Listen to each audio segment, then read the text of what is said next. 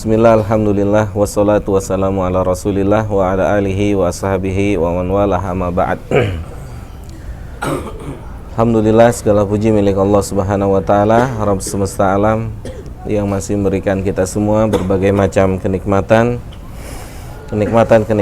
yang kita tidak bisa hitung satu persatu, yang telah Allah berikan pada kita semua. Dan alhamdulillah, pada kesempatan siang hari ini atau sore hari ini kita akan sama-sama belajar sebagaimana tuntunan dari Nabi kita Muhammad SAW, bahwasanya belajar itu bisa dilakukan kapan saja dan di mana saja, karena belajar adalah bagian salah satu dari syariat Islam. Pada kesempatan kali ini kita akan mempelajari bagaimana kabar dari Allah Subhanahu wa taala, kabar dari Allah ataupun daripada Nabi kita Muhammad sallallahu alaihi wasallam. Kabar bagi para pencari kebahagiaan. Tentunya setiap kita ingin sekali hidup bahagia. Ya, ingin sekali hidup bahagia. Dan tentunya setiap kita pun punya standar bahagia, standar masing-masing. Ada yang mungkin menstandarkan bahagia dengan harta, ada yang mungkin menstandarkan bahagia dengan kedudukan ataupun apapun namanya. Adapun orang-orang yang beriman, orang-orang yang diberikan oleh Allah Subhanahu wa taala keimanan, maka Allahu Jalla Dzikruhu menyebutkan kepada kita semua tentang kebahagiaan apa yang seharusnya kita kejar, kebahagiaan apa yang seharusnya kita upayakan. Mengawali kajian kita akan lihat firman Allah Subhanahu wa taala di dalam Al-Qur'an.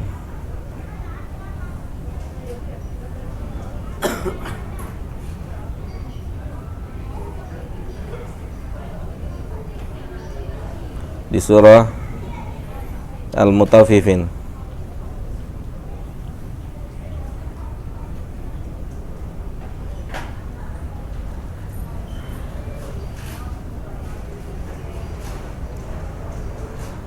Dari ayat ke 18.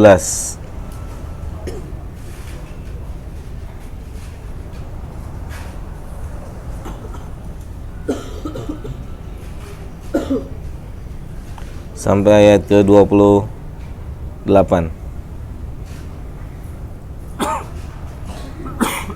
Suara saya kedengeran nggak di belakang, Bu? Ibu, suara saya kedengeran ke belakang?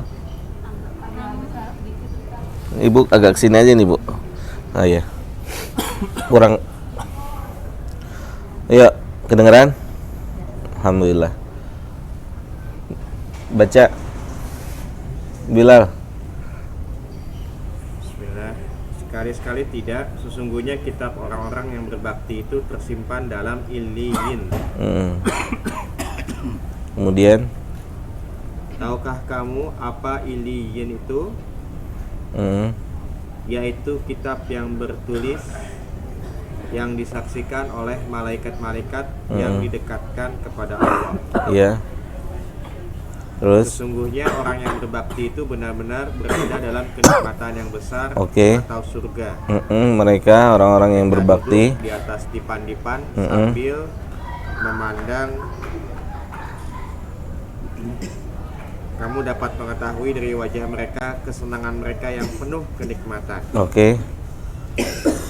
Mereka diberi minum dari khamar murni yang dilak tempatnya. Terus, laknya adalah kasturi, dan untuk yang demikian itu hendaknya orang berlomba-lomba. Iya. Jadi kalau kita mau capek mengejar sebuah kebahagiaan, maka kata Allah Subhanahu wa taala, wa fi dzalika falyatanafasil mutanafisun. Kalau kita mau ngeluarin biaya banyak, kalau kita mau letih, kalau kita mau menghabiskan waktu, maka sepatutnya dihabiskan waktu untuk ini. Sepatutnya menghabiskan biaya itu untuk ini. Untuk apa? Untuk apa, Fahri? Kata Allah apa? Fa bidzalika wa fi dzalika falyatanafasil mutanafisun. Jadi kalau kita mau bersaing, kalau kita mau berlomba, mengeluarkan dengan biaya, dengan harta, dengan tenaga, dengan kekuatan, hendaknya dicurahkan tuh untuk ini. Ya, hendaknya dicurahkan untuk kebahagiaan ini. Wa fi dzalika falyatanafasil mutanafisun. Ya Pak Oli ya. Bisa dipahami Pak Oli? Jadi kata pencipta alam semesta ini, kan perlombaan banyak ya Pak ya. Setiap manusia bikin perlombaan, ada yang berlomba banyak-banyak harta, kemudian banyak-banyak adu ketinggian kedudukan dan perlombaan-perlombaan lainnya. Ada yang juga perlombaan rumah, ada enggak Pak? Rumahnya sudah begini, ada yang perlombaan kebun dan seterusnya. Nah, di sini Allah ngajak berpikir. Memang gini kata Syekh Abdul Razzaq hafizahullah taala, di antara cara untuk bisa taat sama Allah itu memanfaatkan akal. Di antara cara untuk bisa mentaati Allah itu memanfaatkan akal. Kata beliau hafizahullah taala begitu. Kemudian beliau membawakan dalil tentang seorang yang, ayo suara saya kedengeran sampai belakang? Kedengeran ya? Seseorang yang minta izin pada Nabi SAW untuk berzina. Tentunya cerita ini ma'ruf ya. Ma'ruf artinya familiar cerita ini. Nabi SAW tidak langsung mengatakan zina itu haram, iya kan? Tapi Nabi SAW mengajak akalnya untuk berpikir. Diajak berpikir dia oleh Nabi SAW. Kata Nabi SAW, bagaimana kalau yang dizinai ibu antum, kakak antum, adik antum, istri antum, atau siapapun dari saudari antum? Maka bagaimana respon antum? Apakah terima atau tidak? Maka akalnya bermain di situ, nggak terima. Maka kata Syekh Abdul Razzaq, orang yang berakal adalah orang yang nggak mungkin rela mendapatkan kenikmatan yang sekejap, kemudian dia akan kehilangan kenikmatan yang akan bertahan lama. Itu intinya, paham nggak Fahri? Iya, dia dapat kenikmatan. Berzina ada nikmatnya nggak? Ada nikmatnya, berzina itu ada nikmatnya. Kalau zina itu nggak nikmat, nggak mungkin ada yang berzina. Minum homer itu nikmatnya. Kalau minum homer itu nggak nikmat, nggak mungkin mereka nggak minum homer. Tapi pertaruhannya, kenikmatan itu semua bisa menyebabkan mereka tidak mendapatkan nikmat yang abadi. Karena Nabi SAW kan mengatakan, man yashrabal khamr fid dunya la yashrabuha fil akhirah. Atau kama qala sallallahu alaihi wasallam, siapa saja yang minum homer di dunia, maka dia diharamkan untuk minum homer di akhirat, kecuali dia bertobat. Kata Nabi SAW, man yashrabul khamr fid dunya, karena nama minuman di akhirat juga namanya khamr, sama. Maka pertaruhannya ketika seseorang mendapatkan satu kenikmatan yang diharamkan oleh Allah di dunia ini, pertaruhannya dia nggak akan dapat nikmat apa? Nikmat abadi nanti di negeri akhirat. Itu pertaruhannya. Maka Nabi, kata Syekh Abdul Razzaq hafizahullah taala, di sini Nabi ngajak seseorang berpikir, apakah dia rela memperoleh kenikmatan yang sekejap, kemudian di hadapannya adalah kehilangan kenikmatan yang begitu panjang. Jelas? Maka dia rela untuk tidak mendapatkan kenikmatan yang sekejap demi mempertahankan seperti kita di sini mungkin nikmat. Na'udzubillahi min dzalik. Kita baru pulang umroh, terus antum keliling. Di sini banyak, mohon izin, banyak paha, banyak aurat. Apa nggak ngerontokin tuh pahala antum habis umroh? Apa nggak antum sayang-sayang tuh, antum udah keluar duit banyak, kemudian kesini antum harus keliling? Iya Pak. sekuat apa iman kita. Orang ketutup aja kita liatin, di mamlaka nggak ada yang kebuka kayak gini. Sahih Pak? Itu tutup, kita masih ngeliatin, apalagi sekarang yang kebuka. Sahih? Yang ketutup aja kita liatin Pak. Bagaimana yang terbuka seperti ini? Apa nggak sayang-sayang kita sudah ngumpulin pahala, kita sudah berusaha untuk mendapat pahala, kemudian tercecer lagi. Kemudian hidup ini pilihan. Hidup ini pilihan. Baik. Jadi kata Allah Subhanahu wa taala, wa fidzalika falyatanafasil mutanafisun. Maka untuk kenikmatan yang itu seharusnya kalian berlomba-lomba. Untuk kenikmatan yang besar itu harusnya kita berlomba-lomba. Jadi jamaah yang dimuliakan oleh Allah Subhanahu wa taala, kenikmatan apa yang kita diperintahkan untuk berlomba-lomba di sini? Antum lihat ayat ya. Kenikmatan apa? Kenikmatan apa? Kenikmatan di surga. Kata Allah kan ya, innal abrara lafi na'im alal araiki yanzurun. Saya pernah sampaikan yang suka ikut kajian saya, ada rumus yang saya berusaha menjalankan, dan ini juga saya dapat dari para ulama. Bagaimana motivasi kita untuk bisa sabar? Sabar apa? Sabar ketinggalan dalam perkara dunia yang ketika di dalamnya terdapat kemaksiatan pada Allah. Ya mungkin kita akan kelihatan sebagai orang yang kuper, banyak nggak taunya, dan semisalnya. Bagaimana caranya kita bisa bersabar? Antum harus yakin yang Allah siapin buat penghuni surga itu lebih dari apa yang ada di dunia ini. Ya, yang Allah siapkan untuk penghuni surga itu lebih dari apa yang ada di sini semua. Nggak ada apa-apa yang ada di sini. Yakin apa? Untuk siapa penghuni surga? Untuk siapa? Penghuni surga untuk siapa? Orang yang sabar. Nanti kita lihat ayatnya nanti. Orang yang sabar. Sabar apa? Sabar bertahan dalam mentaati Allah Jalla Dzikruhu.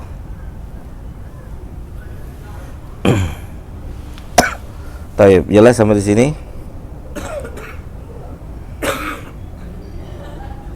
Karena memang ya subhanallah,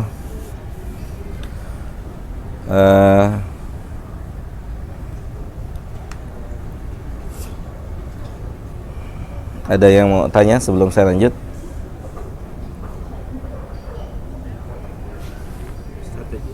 Ya. Tadi rumusnya apa Ustaz? Rumusnya Sabar. rumusnya yakin apa yang Allah janjikan lebih dari apa yang ada di sini. Gitu. Ketika kita terdorong untuk melakukan satu kemaksiatan atau satu dorongan yang memaksiati Allah, itu harus yakin yang Allah persiapkan itu jauh lebih istimewa. Yang Allah persiapkan itu jauh lebih istimewa.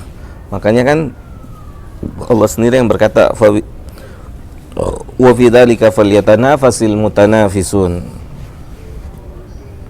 Kalau kita mau bersaing, kalau kita mau berlomba, itu berlomba untuk mendapatkan nikmat ini, nikmat yang tidak akan pernah ada henti-hentinya. Jelas sampai sini?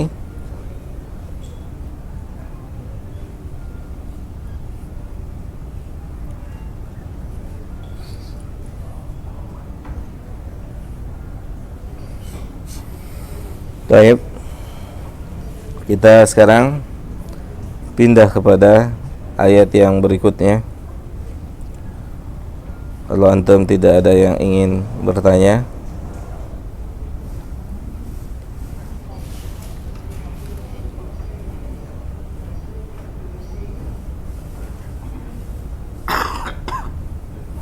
Kita lihat surat Yunus.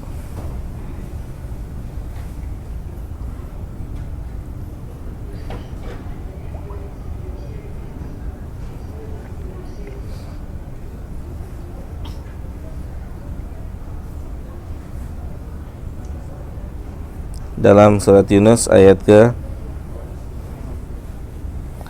26.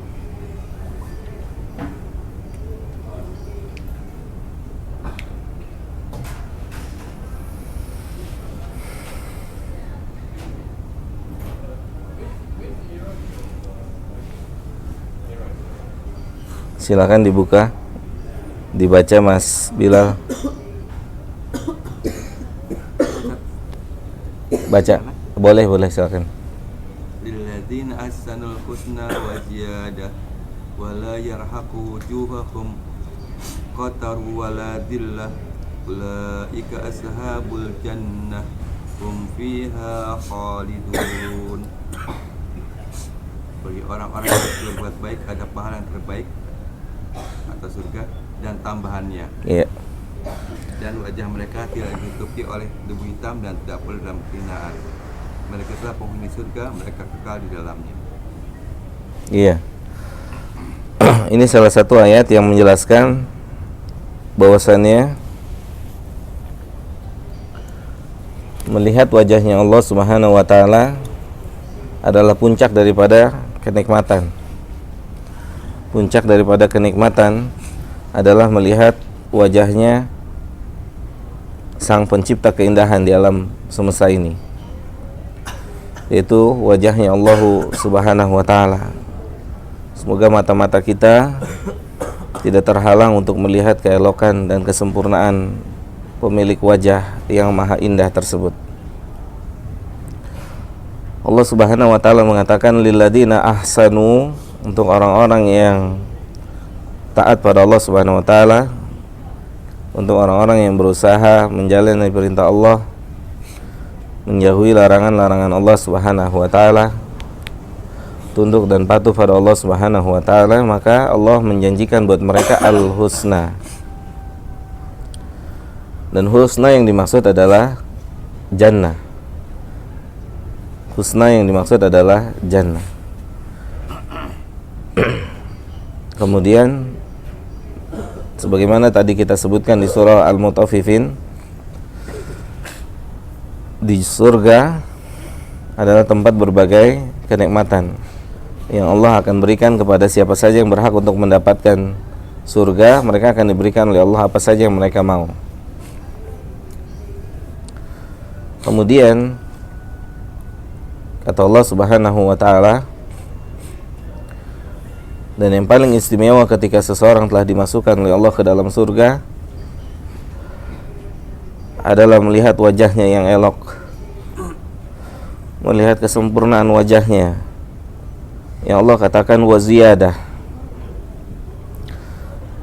Dan puncak dari sebuah kenikmatan yang seharusnya kita berusaha maksimal menghabiskan waktu kita, tenaga kita, biaya kita adalah untuk ini, yaitu untuk melihat keelokan wajah Sang Pencipta alam semesta ini, Sang pemilik kerajaan langit kelak, yaitu wajahnya Allah Subhanahu wa taala.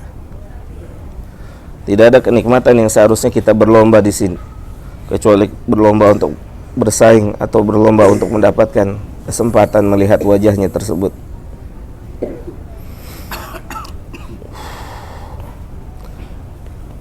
Alangkah kerdilnya jika tenaga kita, waktu kita, biaya kita hanya untuk mendapatkan kenikmatan yang akan sirna, kenikmatan yang akan hilang.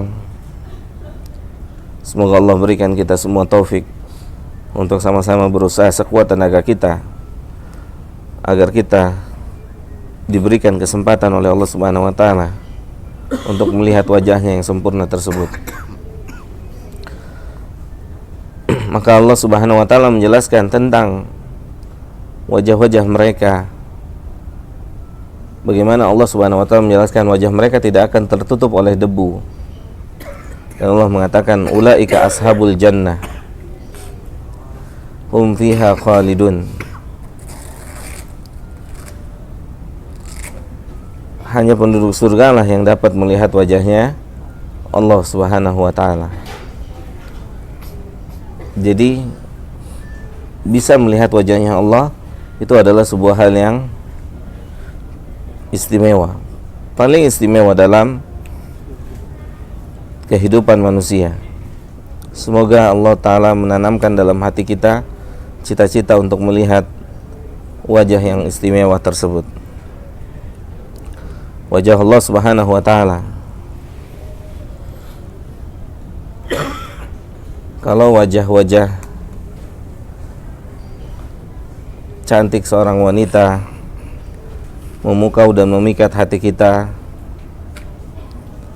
wajah-wajah tampan para pria memikat dan memukau para wanita,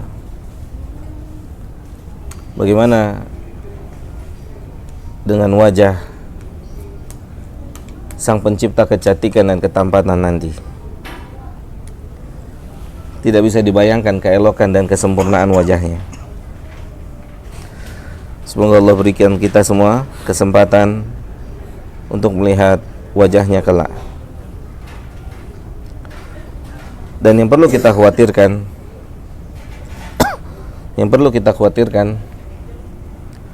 adalah firman Allah Subhanahu wa Ta'ala dalam surat Al-Mutaffifin juga ayat ke-15 dan ayat ke-16.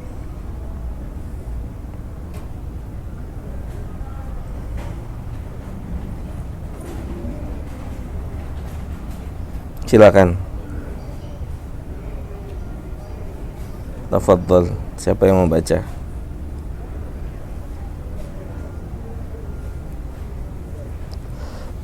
Ayat ke-15. Innahum ar-rabbihim yawma idil lamahjubun. Iya, baca artinya, Pak.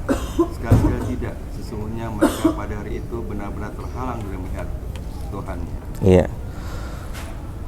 Dan Allah Jalla Dzikruhu mengabarkan pada kita semua jamaah yang dimuliakan oleh Allah Subhanahu wa Ta'ala, ada sebagian manusia di hari kiamat nanti yang wajah mereka atau mereka terhalang untuk melihat wajahnya Allah Subhanahu wa Ta'ala. Mereka nggak bisa. Padahal Nabi SAW mengabarkan apa? Bagaimana cara orang lihat wajah Allah seperti apa? Apa kata Nabi? Tengok bulan. Tapi ada sebagian orang yang padahal itu bisa dilihat oleh siapa saja. Tapi ternyata Allah mengabarkan ada sebagian manusia yang terhalang untuk melihatnya. Mahjub. Yang Nabi padahal mengatakan orang akan melihat wajah Allah sebagaimana mereka melihat bulan. Enggak ngantri, enggak berdesakan, tapi Allah mampu untuk menjadikan sebagian manusia itu tidak melihat wajahnya. Subhanallah. Ya. Subhanallah. Maka yang tertutup itu memang jauh lebih istimewa. Sahih enggak? Sepakat enggak? Yang tidak bisa dinikmati oleh semua orang itu memang lebih istimewa. Gimana? Gimana, Fahri? Premium istimewa ya? Sepakat ya, Fahri? Fahri kalau mau nyari yang premium. Yang bisa melihat wajah Allah ketika sudah di surga. Iya, sudah di surga. Tapi tadi disebutkan di akhirat dalam arti terhalang berarti. Terhalang. Orang penghuni surga Karena kan juga tidak bisa melihat. enggak, karena kan mereka juga nanti berhadapan sama Allah. Semua orang kan berhadapan sama Allah. Tapi yang berhadapan sama Allah, mereka nggak bisa lihat wajahnya Allah. Kan setiap kita ditanya sama Allah satu-satu. Ma min ahadin illa sayukallimuhu rabbuhu laisa bainahu wa bainallahi turjumanun. Setiap manusia harus berdiri satu-satu di hadapan Allah. Nah, saat itulah mereka terhalang. Saat itulah mereka nggak bisa melihat wajahnya Allah. Dia sudah berada di hadapannya Allah, tapi mereka tidak bisa melihat wajahnya Allah. Di surga ya? Enggak, sebelum masuk surga. Semua di hari kiamat, semua ada orang yang terhalang untuk melihat wajahnya Allah, mahjub. Gitu. Nggak punya paspor dia, jadi nggak bisa masuk. Halas. Tidak boleh. Halas. Dia nggak ada paspornya, kalas. Ini ngeri. Rugi nggak Pak? Gimana Pak Oli? Rugi. Ini puncak kenikmatan. Jadi pada saat yang bisa melihat wajah Allah ini bukan pada saat di surga ya? Di surga. Oh di surga? Iya. Tapi semua orang pada saat Di surga melihat wajahnya Allah. Jadi yang dimaksud terhalang ini Terhalang nanti sebelum masuk surga ada orang yang akan terhalang melihat wajahnya Allah. Mahjub. Allah nggak izinkan. Gitu. Jangankan melihat wajahnya Allah, masuk surganya juga nggak dikasih izin sama Allah. Berarti calon penghuni neraka. Bisa jadi. Wajah Allah yang di sini jadi maksud wajah Allah. Wajah. Iya, pasti Berupa wajah. Apa Pak? Makhluk. Wajah. Wajah Allah di sini wajah, nggak ditakwil atau tidak dimaknakan makna yang lain. Wajah. Kayak gini Pak, misalnya kayak gini. Saya ini dalam kaidah ilmu balaghah bahasa Arab, saat saya bilang saya lihat singa di kebun binatang, maka lafadz singa yang saya sebutkan difahami oleh orang yang mendengar adalah singa hakiki, karena yang menunjukkan singa hakiki adalah saya lihatnya di kebun binatang. Kemudian ketika saya bilang saya melihat singa ada di masjid, maka singa di sini nggak bisa ditafsirkan singa binatang. Jelas Pak? Itu maksudnya Pak. Jadi ini satu pelajaran baru buat kita. Berbicara tentang ayat Allah, ketika Allah menyebutkan tangan, ketika Allah menyebutkan muka, dia tidak bisa dibawa kepada makna yang lain, kecuali ada yang mengharuskan kita memaknakan makna yang lain. Seperti tadi saya lihat singa di masjid. Oh, dia nggak mungkin singa, tempatnya masjid.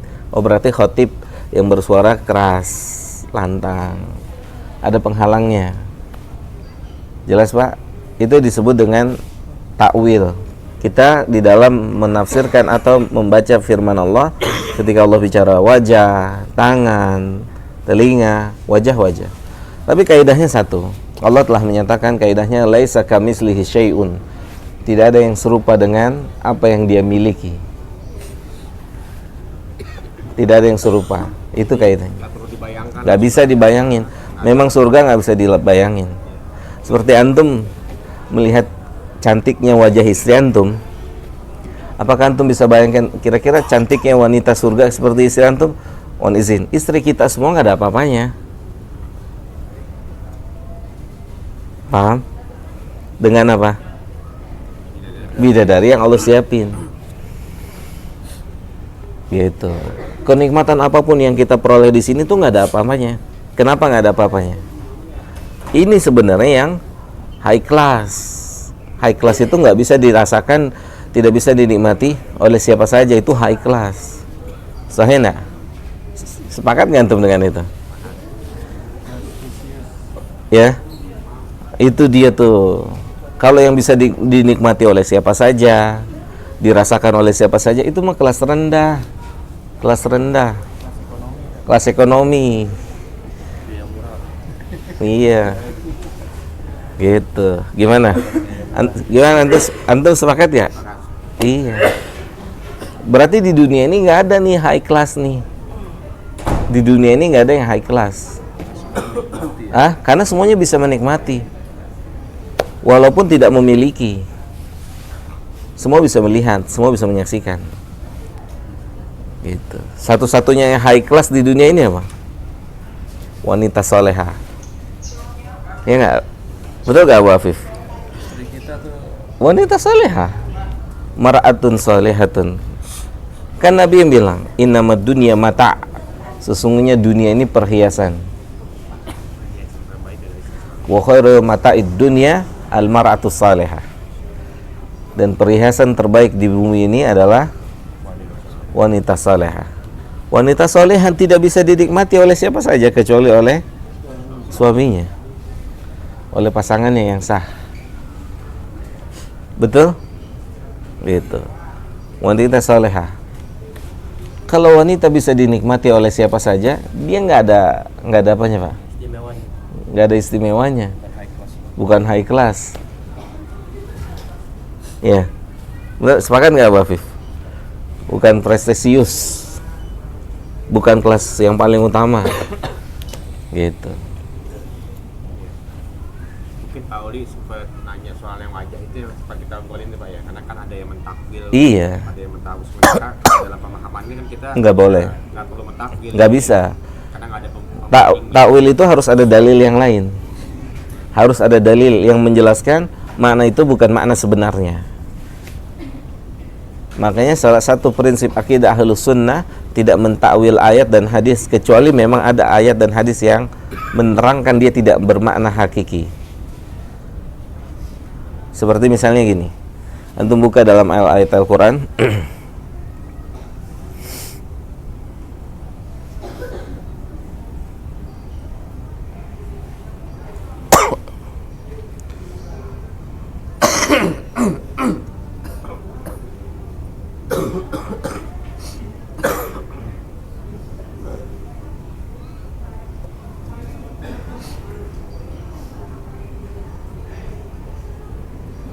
di surah Yusuf ayat ke-82.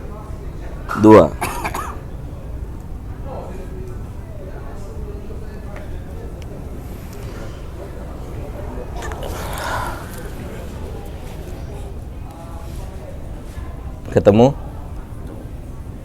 Coba baca Bilal. Dan tanyalah penduduk negeri yang kami Taib, berada taib. di situ. Taib.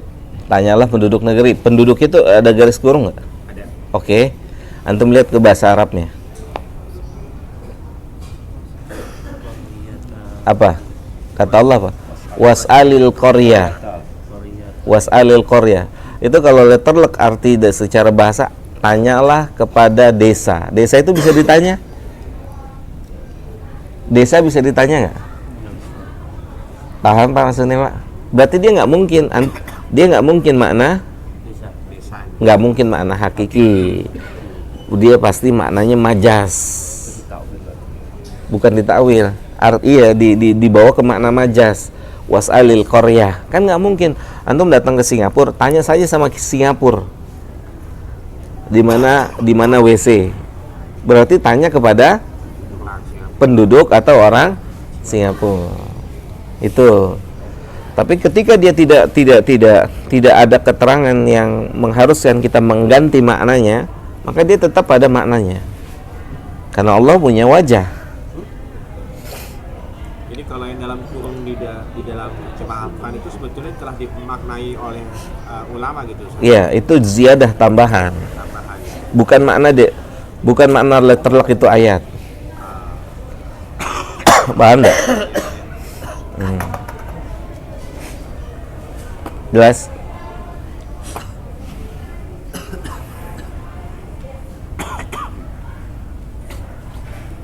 Ada lagi yang mau tanya?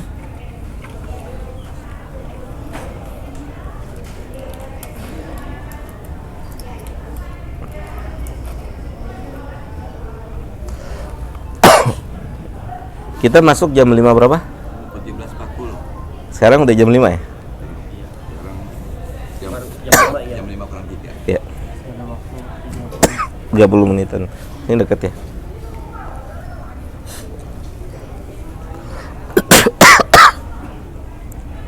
Jelas Bilal? Wali?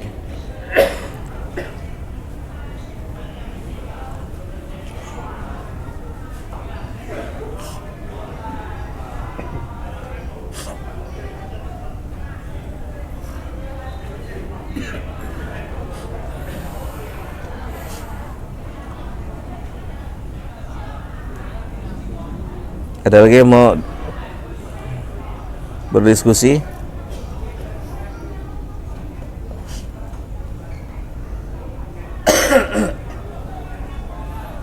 Silakan. biar antum nggak ngantuk. Nanti tidurnya di pesawat aja.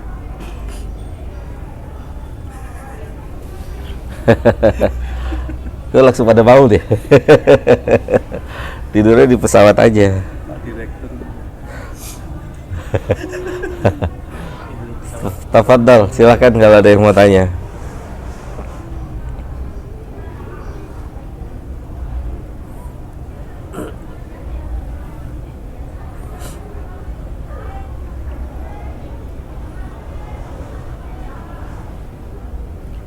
Ustaz, mungkin mau tanya, ketika memandang wajah Allah kan itu disebutkan adalah kenikmatan tertinggi gitu Ustaz, ya. Apakah nanti wajah Allah itu akan tampil terus menerus sehingga kita terpaku terus menerus melihat, atau akan ada hanya menampakkan sekilas kemudian sesaat gitu kemudian selesai? Iya. Wallahu a'lam bishawab. Ada perbedaan pendapat para ulama dalam masalah ini.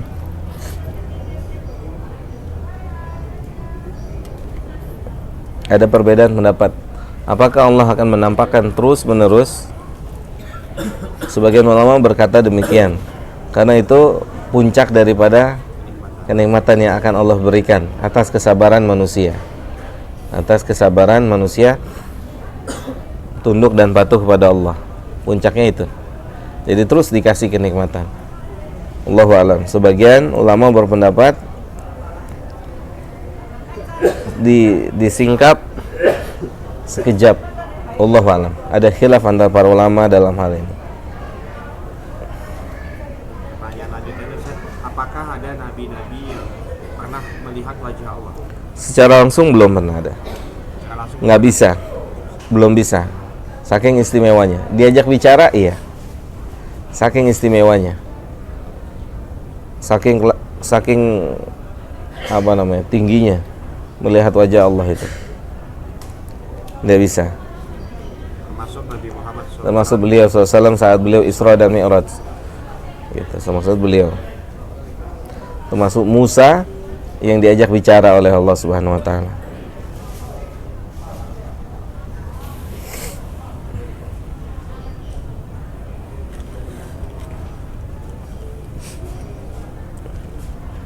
Jelas sampai sini?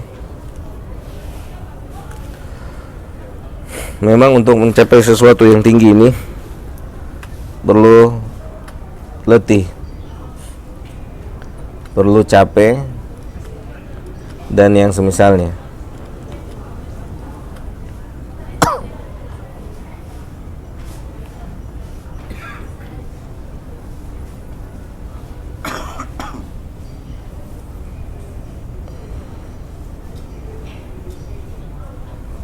Paham? Nah, sekarang kita lihat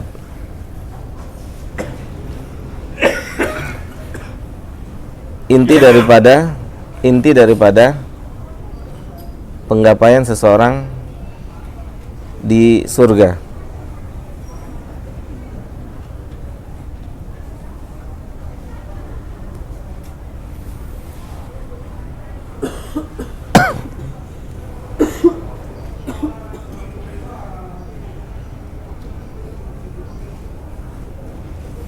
Kita lihat firman Allah.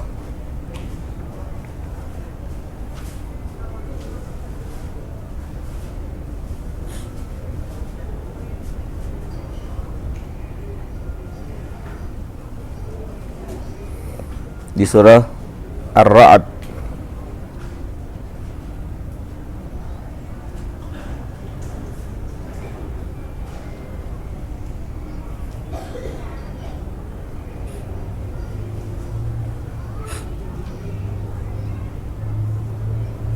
ketemu ayat 24.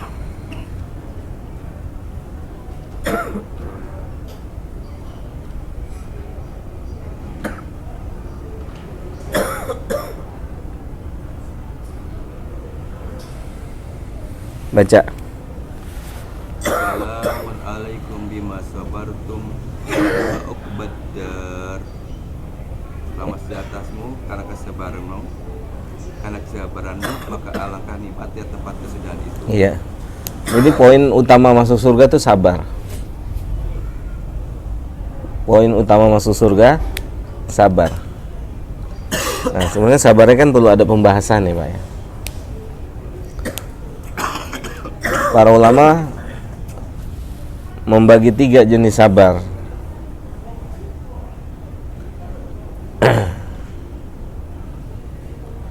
Yang pertama, sabar dalam mentaati Allah. Itu butuh kesabaran.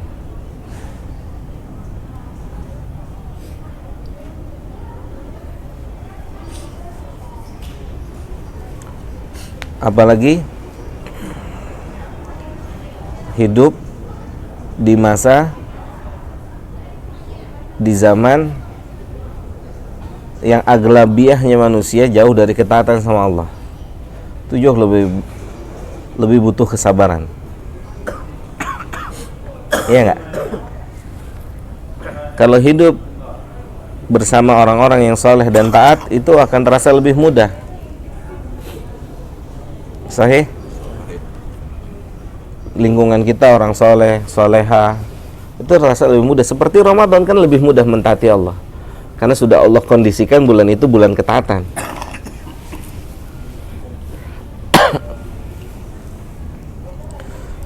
Jadi kata para ulama, mentaati Allah itu pun butuh kesabaran.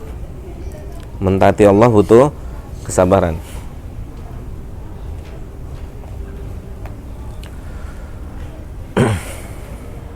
Kemudian bentuk sabar yang kedua,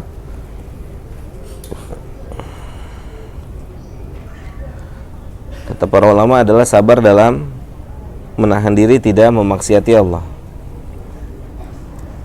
Tidak memaksiati Allah.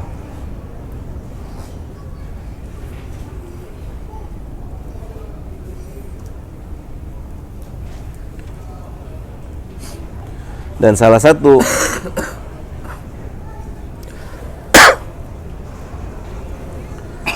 apa? Contoh terbaik dalam hal ini contohnya Yusuf alaihissalam.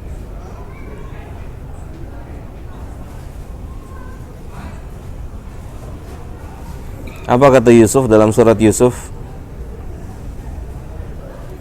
di ayat ke-33? Apa kata dia? Silakan. Wahai Tuhanku, penjara lebih aku sukai daripada memenuhi ajakan mereka. Oke. Jika aku tidak engkau hindarkan dari tipu daya mereka, niscaya aku akan cenderung untuk memenuhi keinginan mereka, dan tentu aku termasuk orang yang bodoh. Iya. Berarti ketika kita menuruti hawa nafsu kita, kita termasuk orang bodoh. Apapun gelar kita, siapapun kita, ketika kita hidup, menjalankan hidup ini mengikuti hawa, bodoh. Lihat dahsyatnya iman Yusuf. Apa kata Yusuf? Rabbi sijnu ahabbu ilayya. Lebih baik saya dipenjara daripada harus berzina dengan wanita-wanita itu. Luar biasa. Ya Pak ya? Luar biasa. Lebih baik saya dipenjara daripada saya harus melayani wanita-wanita itu. Luar biasa ini Pak.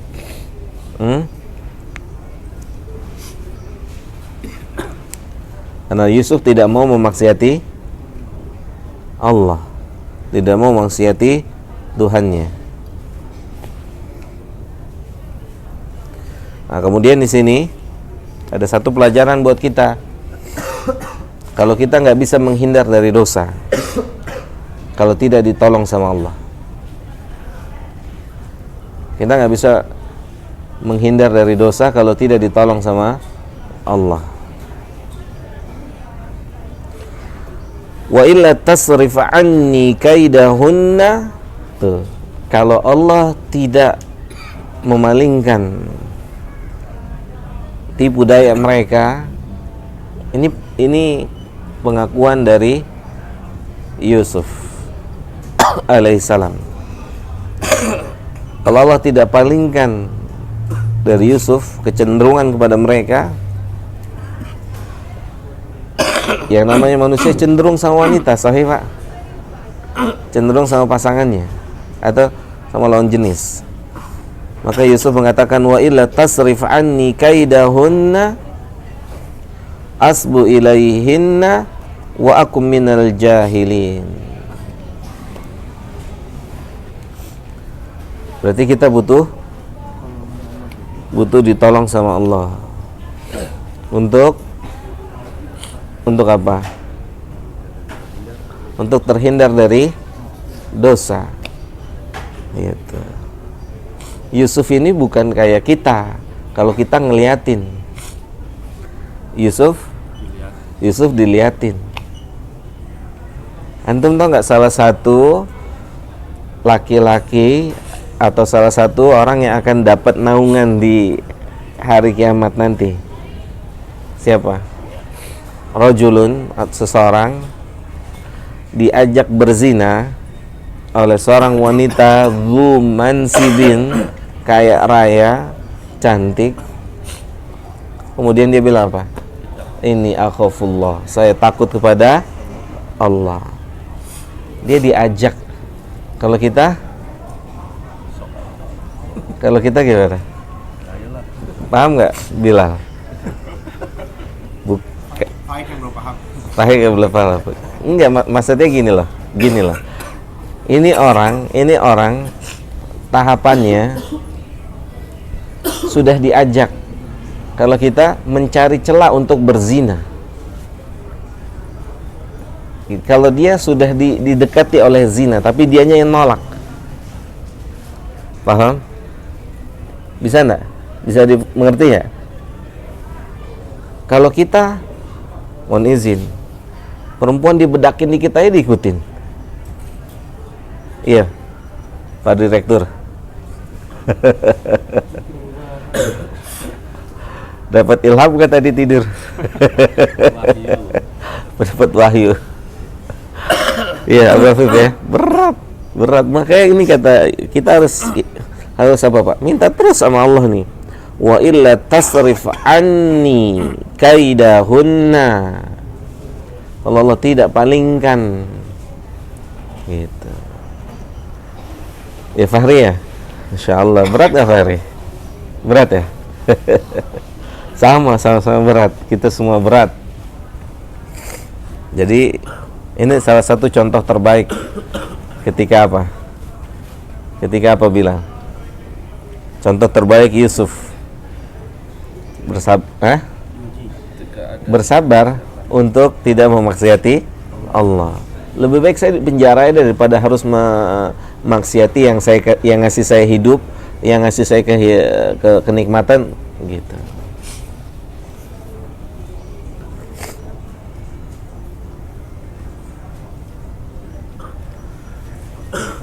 Makanya Nabi SAW itu kalau diberikan dua pilihan selalu memilih yang termudah, kecuali ada maksiat di dalamnya. Nabi tidak memilih itu.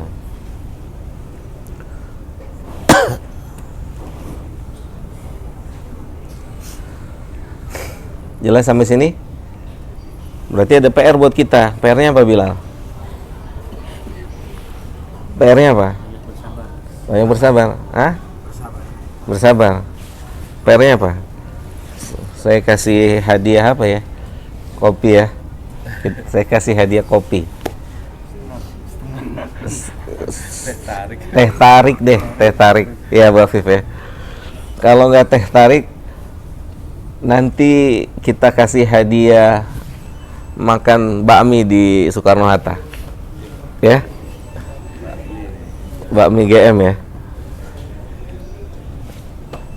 Serius. PR kita apa?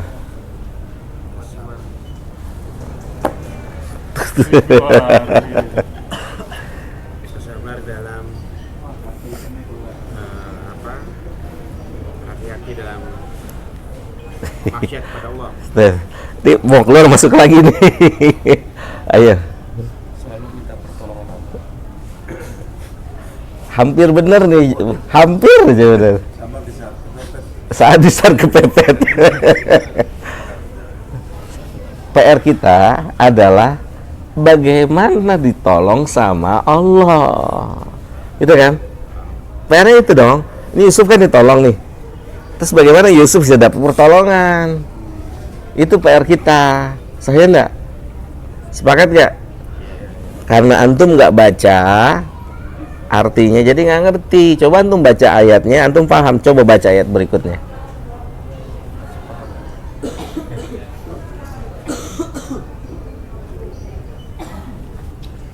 Coba baca ayo.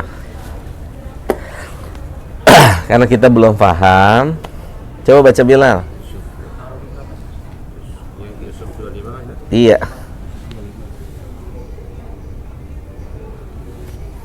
Ayat ke-34 sekarang.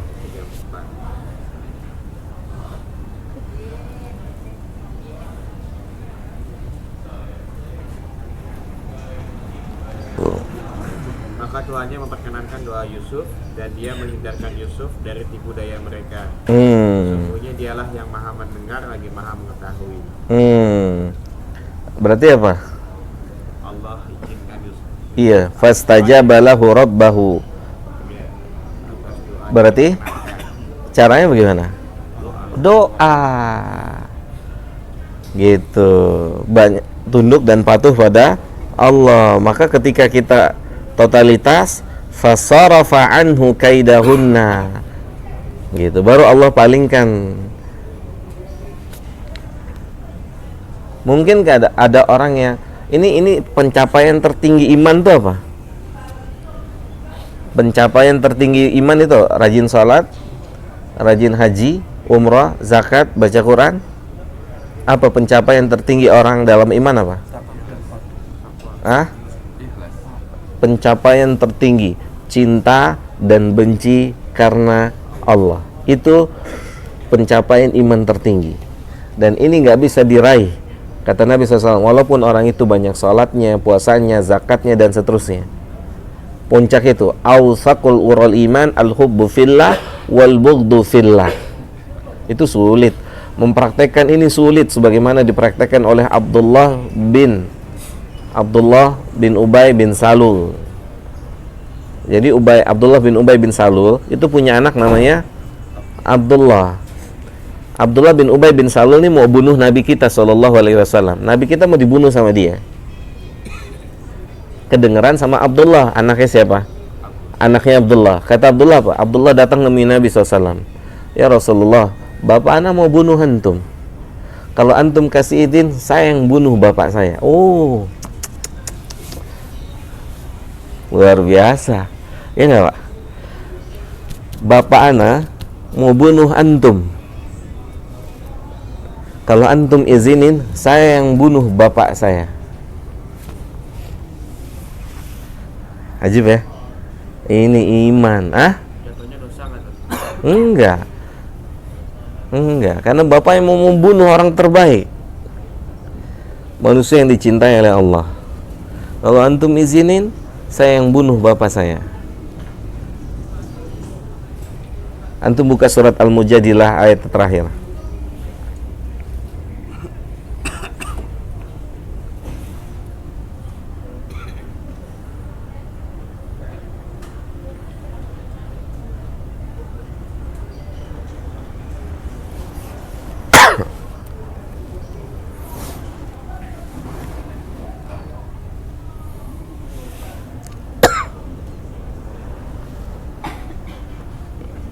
Ketemu nggak? Dua-dua ya. Iya. Coba baca Bilal. Kau Muhammad tidak akan mendapatkan suatu kaum yang beriman kepada Allah dan hari akhirat saling berkasih sayang dengan orang-orang yang menentang Allah dan Rasulnya, Walaupun mereka sekalipun orang-orang itu bapaknya, anaknya, saudaranya, atau keluarganya. itu barometer iman kita. Nggak mungkin ada iman mencintai orang kafir, itu nggak mungkin. Berarti imannya dipertanyakan dong Ustaz. Iya. Karena puncak tertinggi iman benci sama kekafiran. Sama kekafiran dan pelaku kekafiran. Nggak mungkin. Nggak mungkin. Nggak mungkin antum menyukai apa yang dibenci oleh Allah. antum punya ilustrasi ya, ilustrasi. Antum punya orang tua atau punya kekasih atau punya istri, punya suami, kan nggak mungkin antum akan berusaha tidak melakukan apa yang dibenci oleh pasangan kita. Sahih nggak? Dia nggak suka A, dia nggak suka B, dia nggak suka C, pasti kita akan menghindari itu untuk menjaga hubungan itu kan? Gimana, Faik? Gila. Nggak mungkin. Makanya Allah sendiri yang bilang la tajidu, tidak akan didapati. Terus pertanyaan gini, Ustadz, bagaimana kalau ada orang yang beriman berkasih sayang dengan orang kafir? Berarti ada masalah dengan imannya, atau dia belum mencapai puncak ketinggian iman. Mafhum sampai sini? Karena puncak ketinggian iman itu sudah benci dan cinta karena Allah. Itu puncak ketinggian iman. Awthaqul ural iman. Coba antum searching mungkin di Google ya. Tadi puncak tertingginya iman. Bunyi hadisnya awthaqul ural iman al-hubbu fillah wal bughdu fillah.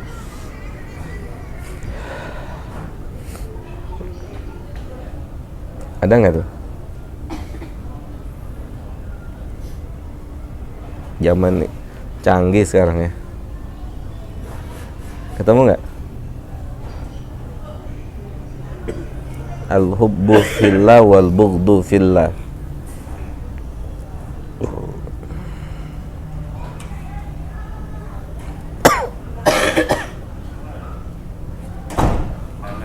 Hah? Lelet. Fahri ada?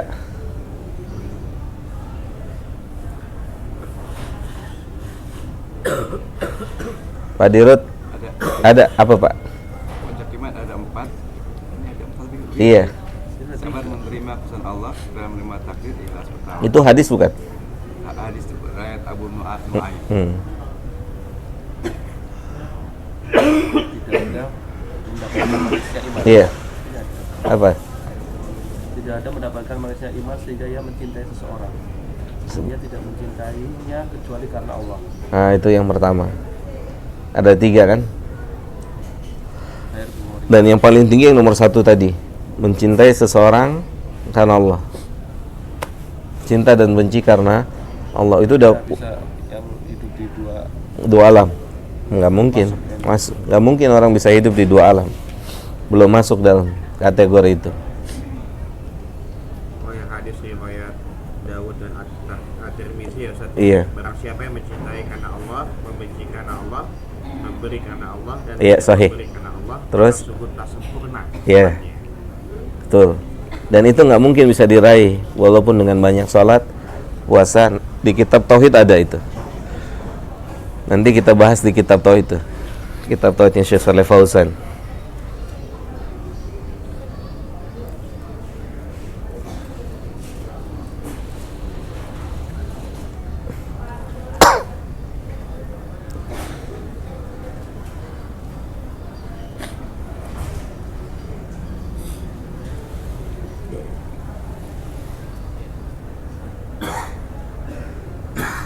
Antum tahu Nabi SAW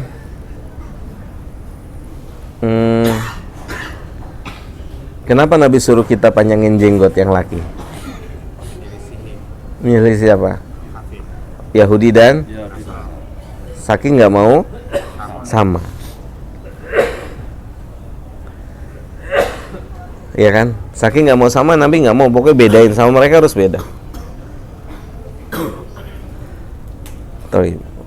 Awal sejarah azan tahu?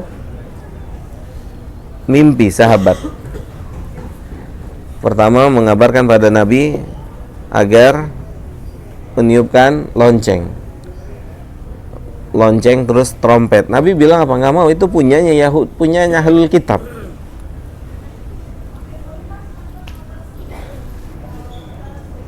Hebat. Dan hari ini kita banyak menyerupai mereka, banyak tasyabuh dengan mereka dalam banyak hal. Nggak bisa dibahas dengan waktu seketika ini, nggak bisa. Harus panjang perjalanannya. Perjalanannya panjang. Bisa didapatkan secara komprehensif. Jelas Pak?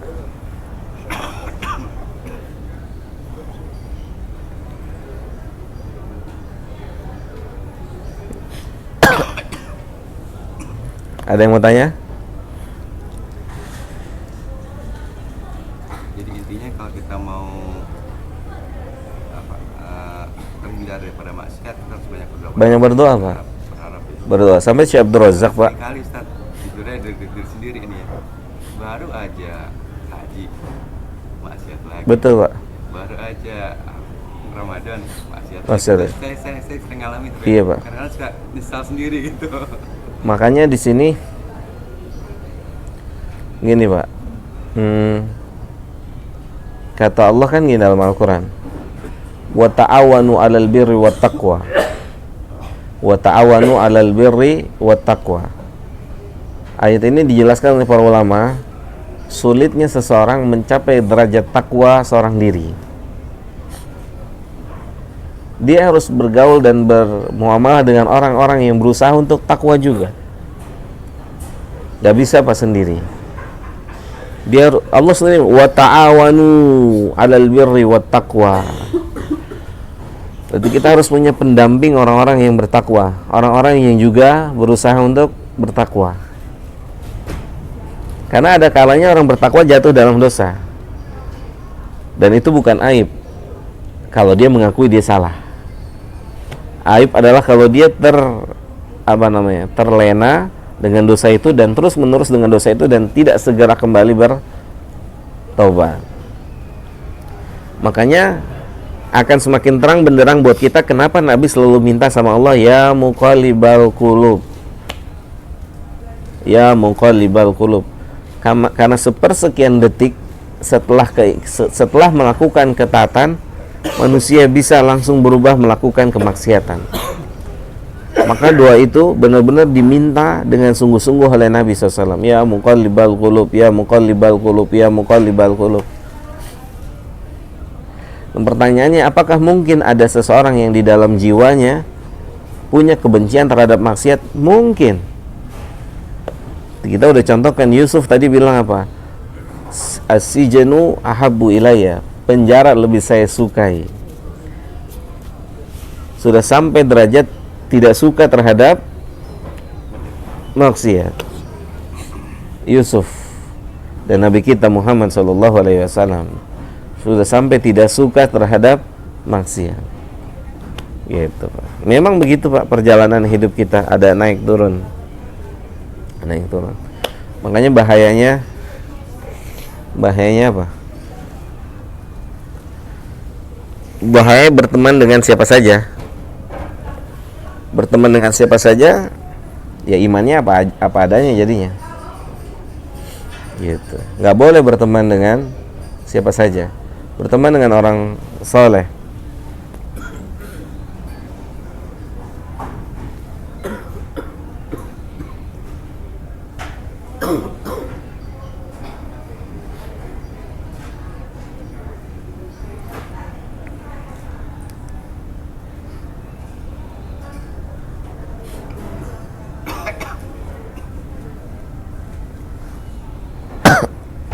Ada lagi yang mau tanya?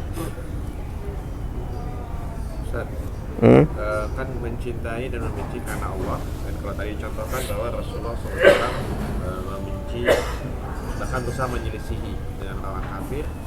Namun kan juga beliau SAW juga bermuamalah dengan orang kafir. Sehingga bagaimana ya batasan untuk di mana menyelisihinya, di mana bisa bermuamalahnya, itu gimana batasannya? Batasannya muamalah, tidak ada cinta, tidak ada benci. Mau antum jual beli sama mereka boleh, antum mau tolong mereka dalam hal-hal duniawi boleh, dalam perkara agama yang tidak diperbolehkan. Seperti misalnya mereka mau merayakan hari raya, kemudian mereka butuh bantuan, nah, kita nggak boleh bantu dalam hal apapun. Ya, dalam hal apapun tidak boleh. Tapi kalau misalkan mereka butuh bantuan dalam hal misalnya sakit, dia sakit minta bantuan sama kita, dia nggak punya mobil, kita punya mobil, kita yang nganterin dia gitu. Jelas ya? Karena Nabi sifatnya gini, nih lihat nih, Nabi bermuamalah sama mereka sampai Nabi meninggalkan baju yang digadai sama Yahudi. Tapi Nabi bukan orang yang cari kesempatan saat bergaul dengan mereka. Karena saat Yahudi sakit, Nabi datang, pertama kali yang diucapkan oleh Nabi apa? Aslim, masuk Islam. Kalau kita bermuamalah dengan mereka, banyak basa-basinya. Atau tanda kutip punya kepentingan duniawi. Nabi bisa datang ke rumah orang kafir yang sakit itu, orang Yahudi sakit, Nabi bilang aslim, masuk Islam. Karena ini hakikat kecintaan yang sesungguhnya terhadap seseorang, mengajak orang mentaati Allah atau masuk ke dalam agama yang mulia ini. Kalau sebatas jual beli boleh, ya, sebatas antum memberikan bantuan dalam hal-hal duniawi itu nggak ada masalah. Tapi kalau udah berkaitan dengan prinsip agama, tidak diperbolehkan. Misalnya antum jadi nggak enak karena dia setiap antum lebaran datang mengucapkan selamat lebaran, bawain makanan, terus antum jadi nggak enak. Nanti kalau dia lebaran antum datang juga ngucapin, bawain makanan, nah itu ya nggak boleh. Ya, jelas ya. Ada batasannya. Bukan berarti kita harus dibedakan antara tegas dan keras. Ya beda nggak? Tegas, kita harus tegas. Ada yang diperbolehkan dalam syariat dan ada yang tidak diperbolehkan dalam syariat. Kurang sayang apa Nabi sama pamannya Ali bin Abi Thalib, yakni Abu Thalib. Abu Thalib meninggal, Nabi nggak urus tuh jenazahnya. Padahal Abu Thalib yang ngurusin Nabi kan. Tapi begitu Abu Thalib meninggal, Nabi nggak ngurusin jenazahnya. Tapi Nabi nyuruh anaknya Ali disuruh urusin bapak antum. Gitu. Paham? Jadi muamalahnya sebatas muamalah urusan duniawi aja. Gitu. Ada lagi? Dan kenapa Nabi menggadaikan baju besinya kepada Yahudi bukan kepada kaum muslim? Berat nih pertanyaannya. Berat. Karena ini salah satu, ini kedahsyatan Nabi. Ini dahsyat nih Nabi nih. Subhanallah. Antum tahu kenapa alasannya? Nabi tuh kalau gadain ke kaum muslimin itu nggak mungkin digadai, pasti dikasih. Paham nggak tuh? Dibayarin. Iya, nggak usah digadai, bawa aja, bawa ini, bawa. Itu berat saya bilang. Istimewa Nabi. Sampai nggak mau menerima. Masih ingat nggak kisahnya yang saya cerita di bis? Nabi sama Abu Bakar menuju Jabal Thur. Nabi kan nggak punya kendaraan saat itu, Abu Bakar punya. Kata Abu Bakar, pakai punya saya satu. Kata Nabi apa? Dibeli. Enggak, saya beli.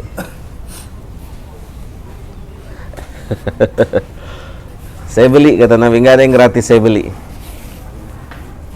Itu hebatnya. Hebatnya beliau Sallallahu Alaihi Wasallam itu. Walaupun menerima pemberian itu boleh atau tidak? Boleh. Tapi Nabi sempurna nanti yang didapatkan dari Allah Subhanahu wa Ta'ala. Paham? Itu keistimewaan Nabi. Tidak memanfaatkan status sebagai seorang Nabi. Itu rahasianya tuh. Kenapa ke Yahudi? Kan pertanyaannya gampang ya. Kalau Nabi ngomong sama kaum muslim, Abu Bakar kaya, Umar kaya, Abdurrahman bin Auf kaya, Dikasih. dikasih. Tapi beliau orang yang ngajarkan pada kita nggak boleh minta ataupun berharap sama makhluk. Selama masih bisa sendiri dikerjain. Jelas? Hebat ya? Luar biasa Nabi kita. Ah? Wallahualam. Antum mau cari?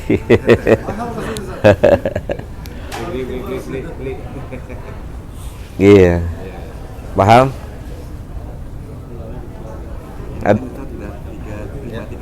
Sekarang kita jam berapa? Masuk jam 5.40, 7 menit lagi. 7 menit lagi dipanggil ya? Masuk boarding. Boarding. Oh ya, siap. Cukup ya. Mudah-mudahan ada manfaatnya. Ini sekalian penutupan ya. Penutupan di Soekarno Hatta. Oh gitu. Oke. KFC. Kajiannya selesai. Iya, kajian. Minta maaf karena udah punya program ini sebelumnya Ustaz ya. Punya apa Pak? Kemarin saya banyak nggak mengikuti karena punya program sendiri. Iya Pak, nggak apa-apa Pak. Nggak apa-apa Pak. Mudah-mudahan ada manfaatnya apa yang kita bahas selama ya safar kita. Dan tentunya banyak kekurangan dari yang disampaikan, dan itu murni dari keterbatasan ilmu saya. Dan jika ada yang benar dari apa yang disampaikan, dan itu adalah murni atas pertolongan Allah, sehingga pujilah Allah jika memang jamaah mendapatkan kebaikan dari apa yang disampaikan, maka sanjunglah Allahu jalla dzikruhu. Dan jika ada yang keliru dari apa yang saya sampaikan, maka murni itu adalah keterbatasan ilmu saya. Kurang lebihnya mohon maaf. Kita persiapan untuk berangkat ke Jakarta. Wassallallahu ala nabiyina Muhammadin wa ala alihi wa sahbihi ajmain. Subhanakallahumma bihamdika asyhadu an la ilaha illa anta astaghfiruka wa atubu ilaika. Assalamualaikum warahmatullahi wabarakatuh.